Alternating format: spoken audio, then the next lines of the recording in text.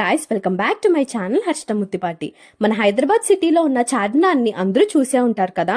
కానీ ఈ చార్మినార్ హిస్టరీ గురించి మీలో ఎంతమందికి తెలుసు? ఈ చార్మినార్ ని 1591లో మొహమ్మద్ కులీ కుతుబ్ షా కట్టించారు.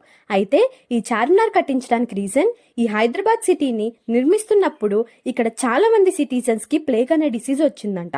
సో ఆ డిసీజ్ పోవడానికి ఒక మసీద్ కట్టిస్తాను అని కులీ కుతుబ్ షా అనుకున్నారు అంట. తర్వాత ఆ ప్లేగ్ డిసీజ్ పోవడంతో ఇక్కడ చార్మినార్ ని కట్టించారు అంట.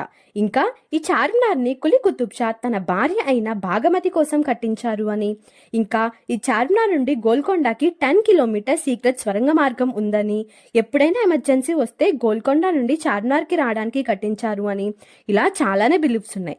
కానీ ఇప్పటి వరకు దీన్ని ఎందుకు కట్టించారో ఎగ్జాక్ట్ రీజన్ అయితే ఎవ్వరికీ తెలియదు. అదొక మిస్టరీగానే ఉండిపోయింది.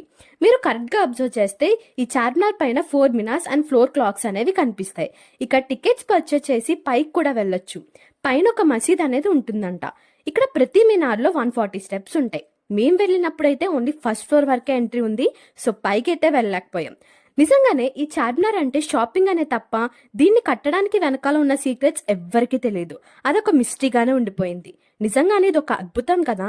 ఇలాంటి అద్భుతాలు మన ఇండియాలో ఎన్నో